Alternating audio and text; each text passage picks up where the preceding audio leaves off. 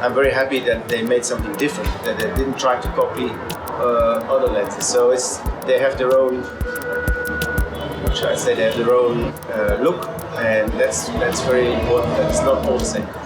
If you look at the physical size of the lens, I can't believe a 35mm is, and the circumference of the lens is standard throughout, which is very interesting. I think we definitely saw those lenses work in the Optimum today when we moved into the 1.9 wide open range. Sure. Yeah. But I'm happy it's not 2.5. Yes. Because then the basic stop you can use in a city or with a candle or with a petrol light, or you can use them at an opening of 2, and that's what we need. Yeah, I think just having a master prime next to the master anamorphic was quite interesting. Mm-hmm. There's definitely going to be room for a zoom. We know that there's room of a zoom coming down the line. I'm not using zoom so many times. Most of the time I stick with primes. No. It's just my way of working. But to marry a zoom with these lenses, I don't know which one now at this point should marry, but you need to investigate. And if Zeiss is building a zoom, anamorphic zoom, then it will, of course, definitely go with these lenses. Of course, the out-of-focus bokeh would become a big problem then.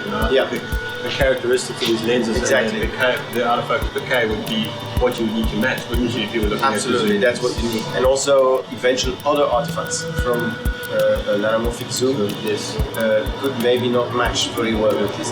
We will have to try that.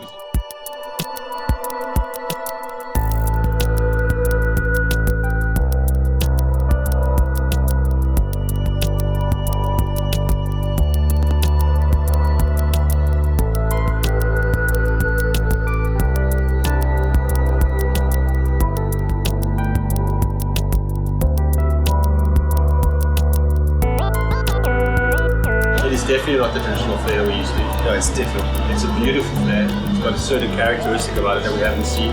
It's nice to see something fresh and something new. Especially when the torch hit the front of the lens, that was quite interesting. We had it up against that spherical with the one, the master spherical lens, and yes, it's completely different. A lens is representative for many things, not only for a flare. The flare is nice if it's a nice flare. Personally, I'm not out on having a blue line all the time, because maybe in a lot of situations I just don't want blue line. And with these lenses, we control that a little bit more control. Although the flare is nice, you see it. Yes. Really managed to create a lens that has very little breathing in it. Yes. I think it does have a little bit, but it's not a big problem because it doesn't get too sterile. Yes.